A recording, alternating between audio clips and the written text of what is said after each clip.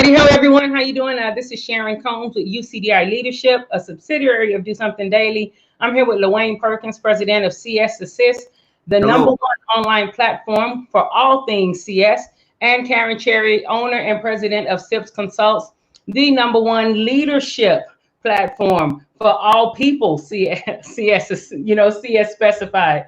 So thanks for joining us tonight. Tonight, we're going to talk about some leadership things as we are getting ready and vendors are now being able to come back into facilities. We're going to talk about leadership tips for how to lead during a crisis.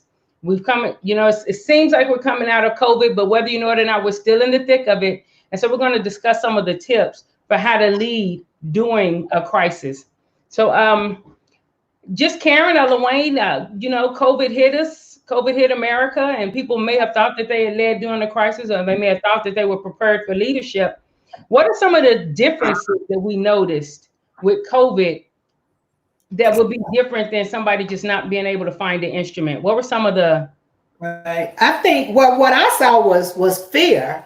I experienced one leader actually leaving the troop behind, not even telling the troop that they were leaving. And I think that was a fear factor. There was another leader that felt she wasn't essential. And again, I think because of the unknown, she left the troop behind, went home and left the troop. So I think that in itself made me reevaluate what looks good on paper and what looks good when things are going well. So where you said defining the difference, I think when things are going well, pretty much we all can fluff it enough that we look good, but when there's a situation that we actually have to be on the forefront leading and we are afraid, that kind of sets apart, I guess, the what I would say the true leader, because even though the true leader is afraid of the unknown, they still go plunge in there with the troop. So that was one of the things that I saw. I think to that point, Karen, I've seen colleagues around the country begin to get comfortable in panic mode. So panic mode was the norm. Every day, everything was on fire, even when there was fire. So they began to operate on heightened intensity, making everyone else sometimes uncomfortable, becoming a major stressor in their department. In your department, COVID should be the stressor, not the person leading the team. Right. So they failed to reposition themselves as the woman or the man in charge leading the way. And many simply defaulted back to being a manager as opposed to being a leader. So that was a telling experience. When it gets rough, you really can see the differences between a leader and just operational manager. Right. Okay, so along those lines, I was going to say, why is it so easy to tell the difference between a good leader and a bad leader during a crisis? Well, again, that good leader, even if they don't know, they're going to be there trying out. They're going to do the best that they can. They're going to call as many people, try to keep the team motivated. That other leader, it's like, I'm not getting paid enough for this, or it's 3 o'clock, it's time for me to go. Right. And Sharon, think about that. It's almost an oxymoron when you use the term bad leader in this sentence, right? If you're a bad leader, you're not a leader, right? You just don't have the necessary, I'm just going to call it what it is, right? You don't have the necessary skill set, maybe personality.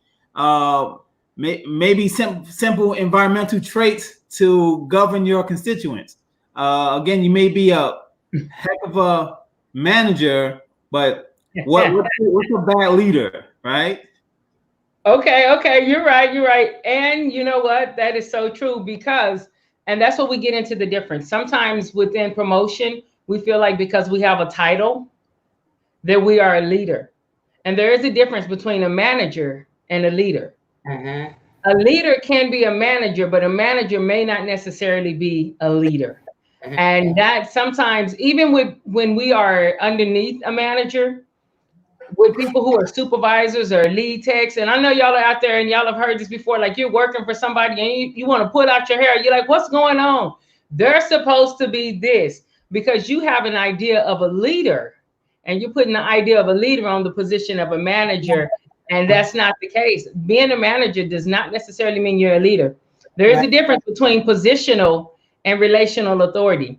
There's a difference between positional and knowledge authority, knowledge-based credibility. And so I think with a crisis, all of those deficits and strengths float to the top. Oh, yeah, they are exposed. Everything floats to the top. I'm gonna tell you something over these past 2 months. If it was in there, we saw it. We saw it. And so that was one of the things I wanted to say. So as we're doing our best to share information, we put it out there. It's up to individuals if they take it or not.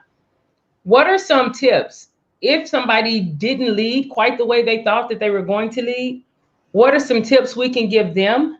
And for the people who are still in positions of authority, who maybe didn't walk off or didn't quit or didn't abdicate their position and be like, forget it, I just want to be a lead tech. They can have it, didn't run back and hide.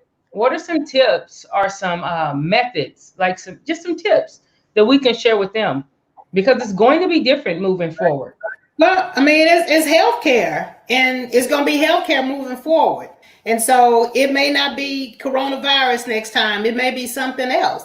And it's the field that we are in. So first of all, re-examine whether this is a field that you actually want to be in. And that's any field that you're in, know all of what that entails. Look at your job description and understand it, because it's like someone going to war and a war actually breaks out.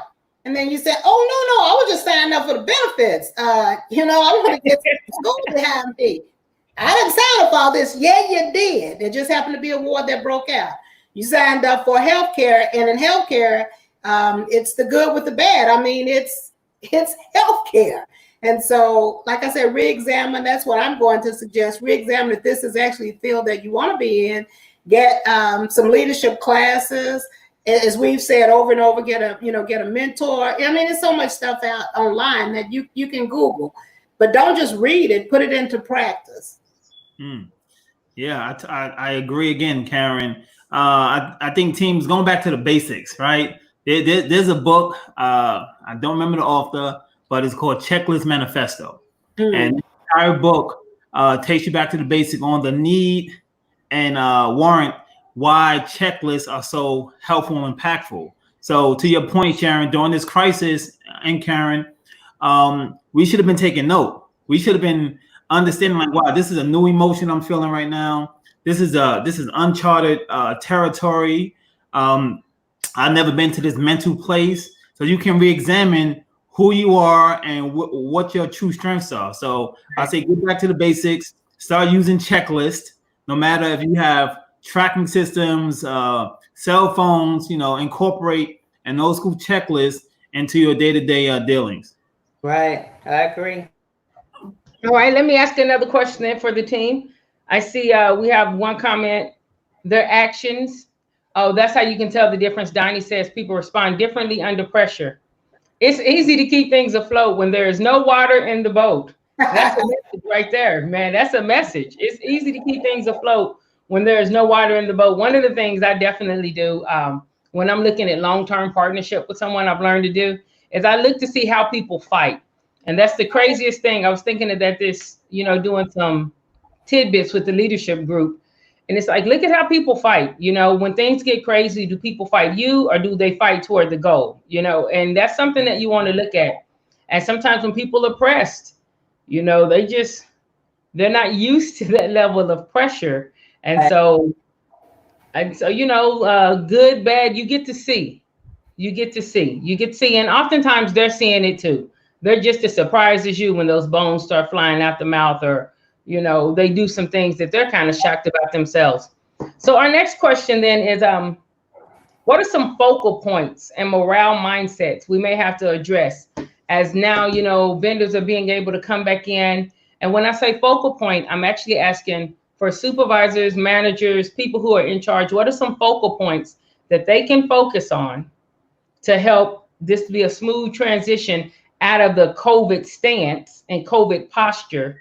And what are some morale mindsets that they can also do to keep their team engaged and committed? Well, I'll tell you what, speaking to my peers that are leading departments or leading a shift, there's some 5 pointers that I think that I actually wrote down, right? One is reach out to your team, right? And remind them of all of the supportive greatness that they contributed, right? They were there, you know. Some who even had the benefit that could call out sick, didn't call out sick.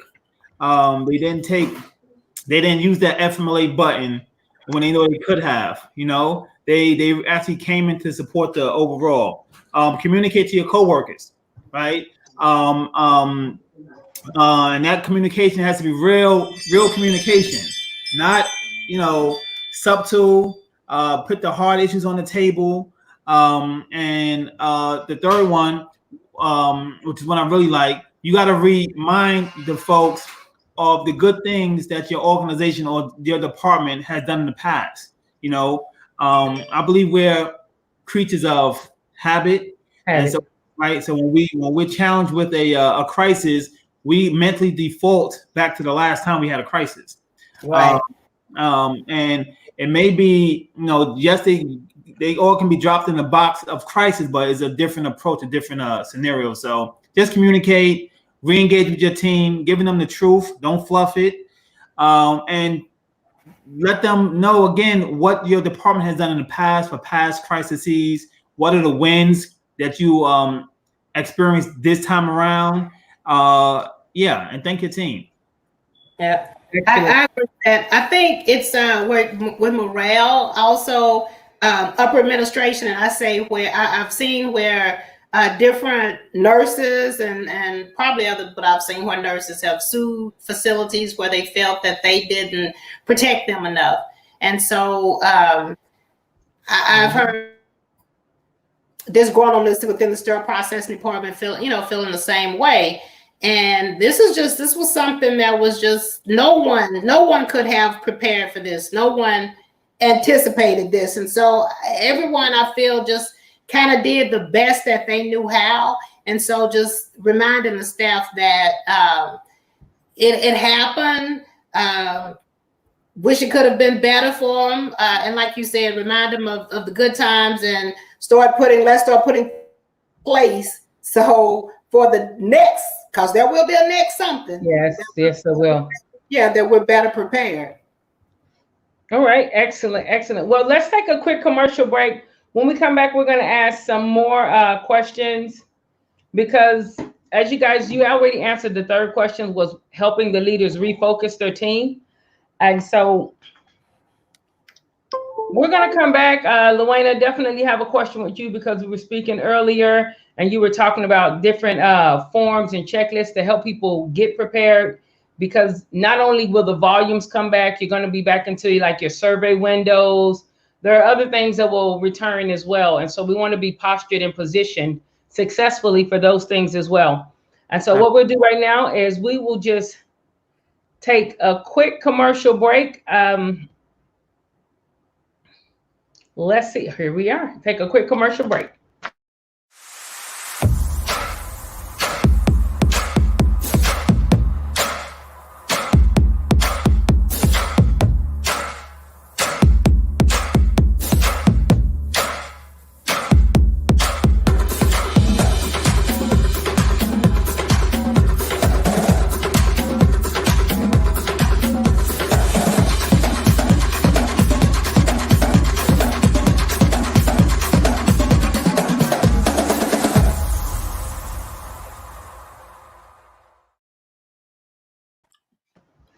All right.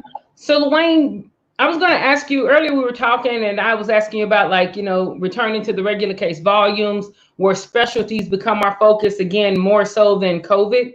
And you had mentioned some things about some of the tools CS Assist has, as far as like forms, documentation, things that your team actually customizes. Can you tell me a little more about that? Because people Sure. are going to need it, definitely. Sure. So there's two different levels of we'll say checklists. So for higher upper management, your CS directors, you want to be able to have those quantitative indicators. Those are the tools that you can present data using a number, right? You also have lagging indicators. Those are the tools that you can display your success versus your failure rate. And between those two variables, there's a bunch of little snippets in between for upper management. I'm classifying upper management for anyone in the director position or above.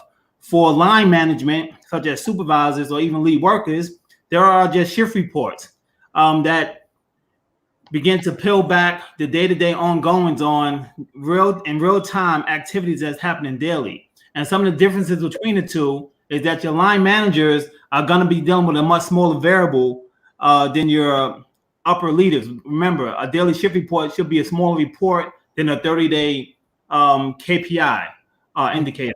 So we have CS Assist offers a variety of tools that are truly customizable to your department demographics, your case volume, even the type of surgeries that your organization produces. Okay, excellent. I know that AORN does that for some nurses and some ASCs, and so it's a very real service, and people do use it, because I know as we're coming out of this, vendors are coming back in, so that also means Joint Commission is about to start coming back in now, and so the grace period has lifted for us to be able to focus on other things and not focus on our normal day-to-days, and so now we have to get back into those normal day-to-days. As with anything, you have to have time to get acclimated to a new structure, a new season. Even though you feel like you're going back to normal, it's not really a back to, it's going to be a forward movement. Definitely with the vendors being able to come in, we're still under COVID.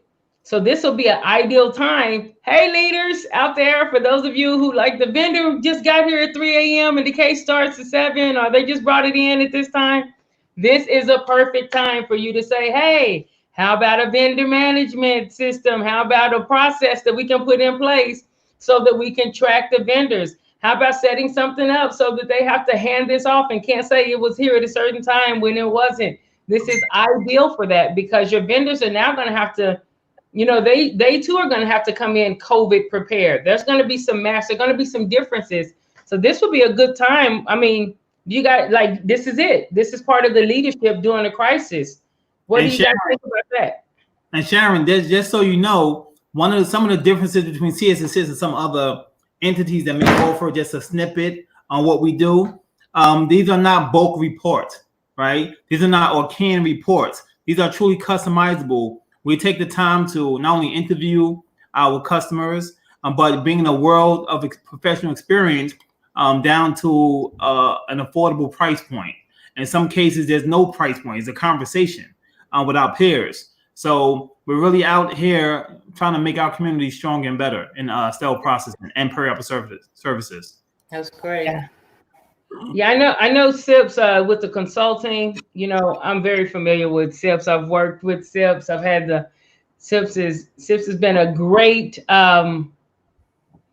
entity within my life, a great organization, just for learning, growing, getting acclimated. I remember my first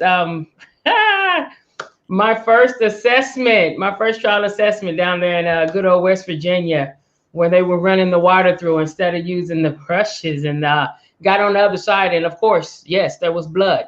And so I was like, oh, okay. It's real. It's real in these streets. Yes. So definitely appreciate SIPS for just teaching me and showing me, not just this is why we don't do this, but also allowing me to see on the back end when we came out of Deacontown, the fruit of that mistake that they were making, that wrong practice, that very wrong practice, pointing it out, and then being able to see on the other end that fast, like, this is what happens when you do this. So And Sharon, you're absolutely right with coming back in. This is the time to meet with your upper administration to go back over those things that you talked about last year that they said, no, you don't need that. Helping them understand that all the things that we need to make sure we're able to meet the patient, the quality, the best quality that we can to make sure our patients are taken care of in a safe environment. Also, that our staff are taken care of, you know, in a safe environment. So this is the time to take that list and have all the T's crossed. You know, and I can say this as the host, you know, I don't, not being an employee of either. Yes, and it also makes upper management and the executive team look good because they don't have to put out fires that they didn't know were going to pop up due to, you know, just thinking maybe it wouldn't happen because it hadn't happened. But now you're completely prepared if something goes off because you've listened to your team who actually knows what they need. And also CS World out there, SPD Nation. Listen, the light has been on you. Don't go back to don't fight to stay in the light, but don't go back to hiding in the shadows. You have good information. There's great information that you have. You know good processes. Share it with your team. Share it with your team, please. You never know. I might be running through your area one day and there may be a car wreck and I need things to be in order. I want to live.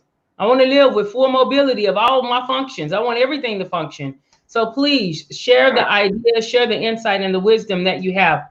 So I wanted to talk about this before we go too far just into talking. Leading within the crisis, we talked about focal points. We talked about things we can do as far as processes. We talked about how fear was in place in some leaders, you know, telling the difference between, you know, what we think and what it looks like on paper, and then what it looks like when it goes down for real, when we're in the thick of it. Now, as we're coming out within SPD and even within things that aren't SPD, any frontline employees, any of the essential workers who have been having to work through this, there's going to be how do you help people transition back into that? I love to talk about stages of change. I love to talk about emotional intelligence, but I love to talk. I would like to hear from you all. What are some tips that individuals can do to get back acclimated and to actually working without the threat of COVID, without the intense light of COVID and all of the COVID associated things? What are some things they can do for like the emotional health there? We'll talk more about this upcoming Saturday, guys. We're going to talk about some self-care, not just yoga, but some real practical self-care things people can do. What are some things people can do though right now within SPD, not just for them, but also for their team to help them kind of stabilize and get back to a steady place emotionally? Well, I can tell you what helped. I have a circle of about maybe 30 SPD professionals that I mentor around the country. And some of the advice that I give these folks are meditation, right? And again, I'm not no yoga specialist or no guru, nothing like that. There's different forms of meditation. You got to find which form works for you. For some, it's just music. You got to find which music really, they say music soothes the beast. What music takes you back to the time that you were calm and collected, that you were pretty much in control of your environment. And when you're in crisis mode, you're no longer in control. You know, you're actually out of control, right? So find that space, whether it's music, art, a meditative book that can take you back to, you know, a place that puts you at peace within yourself. So I think meditation is a key component to mental health. Excellent.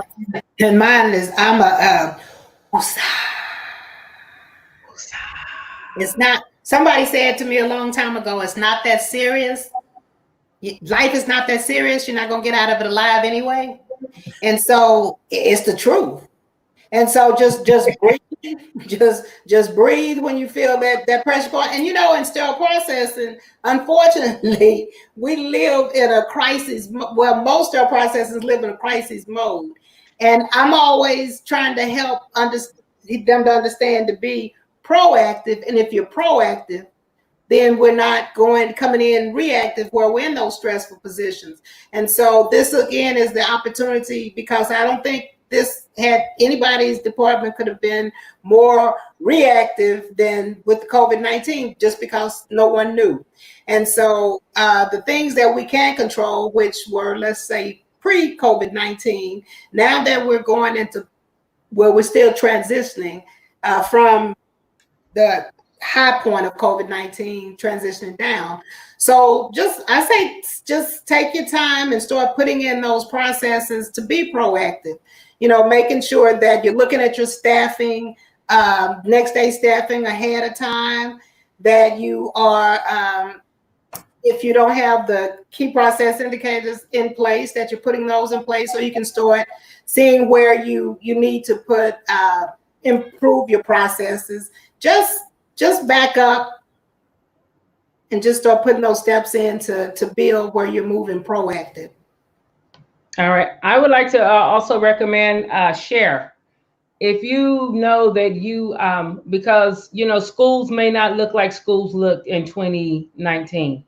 And so I would encourage you to share. If you have a resource, if you have a resource or you found out something based on schooling or based on religious structures, based on things that people used to do in 2019, and now you come across information of how it's going to be set up, and so now you have information that can help your team, I would encourage you to share that information with them, whether just putting it on a little cork board in the break room.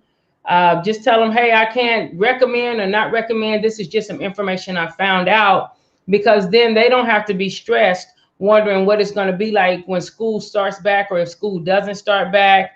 If just any resources that you come across that are beneficial to you, I recommend that you share those with your team, because they're going to be experiencing some of the same transitions, some of the same different things in this shift in marketplace that we have. So by you sharing that instills like a sense of camaraderie, bond, like a bond of brotherhood. It is about the we and not just the me. I'm all set up for success. I hope y'all figure it out. No, it's the we. It's the we of the moment. And that helps people too, emotionally. That helps them bond more with you. It's more of a team. It's more commitment.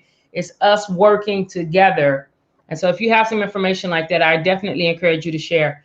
Do you guys have any final? Yeah, I was going to say even a meeting, a staff meeting. It's like in the schools when someone dies, and they have counselors for everybody to just say how they're feeling. So it may even help if your department if you're struggling with what your feelings are with what happened doing this, to just have a meeting and let everybody say how they feel, and just lay it all out, get past it, try to get past it, and and don't tell them how they should feel. Mm-hmm. When someone says how they feel, those are their feelings. They should feel however they feel. Respect their feelings. That is a great idea. I do want to put a disclaimer out there. If you are the leader and you have that meeting, make sure that you say, this is not medical advice. This is just a place for us to debrief and to process. Mm-hmm. But make sure that you don't give somebody like medical advice, because you just want to be safe with that in positions of authority. I learned that working in the mental health care field. So last question before we go is 29 minutes. It's not even a question. I think it's best for leaders to decide. If you're listening out there and you are a leader, or you are a manager, or you are a lead, and even if you're in a position and you're like, oh, I'm not a leader, but you have a conversation and more than 2 or 3 people listening to you, or they're listening to you, please stop playing with yourself. You are a leader. You are a leader. And if you are if you're guiding those 2 to 3 people wrong, you may be one of the bad leaders we were talking about earlier, but there's hope. You can be a good leader. You can be a good leader. Oh. Listen, decide where you're going to get your information from. Do not go to a different information source every day. You want to go ahead and decide. Luane said he mentors like 30 people. You said around 30 people across the country you mentor. Miss Cherry, I know you mentor as well. I know that there are places, whether it's Amy, the CDC, the FDA, ISHM. Make sure that you're not trying to go to every place and follow every format and every formula, because that's going to kind of have you like, not really getting traction, and your team is going to do the same thing. So you kind of want to decide where you're going to go for information, where your sounding boards will be, who you're going to talk to bounce ideas back and forth off of. You want to decide that so that you can have those conversations, and they can be sound conversations. What do you all do as far as leading in a crisis? What are some things that you all do to make sure, I'm pointing, what do you do? Sorry. What are some things that you all do just to be secure, not even secure, I know you're secure in it, but what are some things you do to strengthen your leadership during times of crisis? Here we're going through COVID. What are some things you've done to strengthen your leadership and to make sure your team has a focal point and that you can be a steady focal point for your team? So with me, I'm just saying what has worked for me all my life in leadership, and even before. I have scars on my knees from dropping to the floor to pray. I used to pull up in the parking lot at work, and I'd sit in the garage before I got out of the car, and I'd pray. And I'm not saying what, like Luane had said, whatever that is that gets you into that peace, that calmness where you can go in and lead your troop in a positive way, then that's what I suggest you do. And you also have that group of resources that you can lean on. And you don't want everyone to agree with you. You want people that can give you that tough whatever, because that's what strengthens you. So those are the things that I've doing all this, every resource, listen to Google, see what was going on, listen to the news, so I know how to better prepare as we were moving, into the COVID crisis. So just use your resources, whatever that is that gives you that inner peace and that strength, and go for it. Yeah, I totally, Karen, that was great advice. I actually made a list, and I put 2 words on my list. One was selfless, and the other one was selfish, right? And I will compare what's the differences between being selfless and selfish. And selfish is, that's a pretty elementary term. We know what that means. But selfless meaning giving more of yourself for the greater good. Right. But as you begin to jot down these different thoughts on the comparison between these 2 terms, you find that there's a commonality in selflessness and selfishness. You have to, as leaders, you have to find time to be selfish, meaning find time to reinvest in yourself. And if you find time to empower yourself, you can then turn that around and become more selflessness for that tool. So just being confident who you are, reaching out. I always defer back to getting yourself a mentor. Make sure your circle is tight, and respect your team. Without them, right, you wouldn't be a leader. You can't be a leader unless someone's willing to follow. So, respect your team. Yeah. And, and also it's nothing wrong with saying, I don't know. I don't know, but I'm going to get that information, or let's find out together. I think as leaders, we feel as though we have to know everything. We don't. That's why it's a team. It is. It is a team. I am a fan of I don't know. If I don't know, I'll go get the information. I'll go look for an answer. But if I don't know, I don't know. And if I cannot find the answer, I say I cannot find it. I mean, you owe it to them to be honest. You don't want to give them wrong information, and then they're somewhere based off of your word, and it's a word you made up. You don't even remember it. No, that's not fair. That's not fair. That's not fair. So thank you guys so much. I see Lila had placed on here, Lila Price, we do miss you. Good evening. Sharon. Lila says she told her friend said she had 1 mentor. Lila said, go get 5 more. That's right. Go and get mentor. You need mentorship. Listen, I just want to share this with you. Those of you who are out there, I know everybody listening knows everything.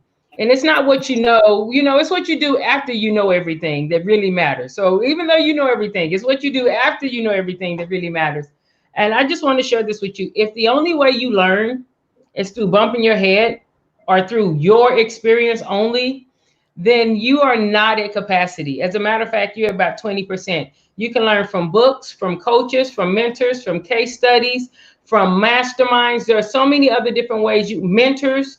There's so many other ways that you can learn. Courses, leadership courses. There's so many ways that you can learn. And for you to take all of these ways and just decide, I know what I know, and you can't tell me nothing, and you only go based off your experience, that's like a hard head. If the only way you learn something is off of your mistakes, I don't want to say you're behind schedule, but you're definitely not at capacity, and you're definitely not the leader you may think that you are. So be willing to invest, be willing to listen to people, be willing to join mentorship groups, be willing to volunteer, be willing to do something that's not just me first, as Luane said, with the to list, so that you can grow, into the fullness of everything you have to offer.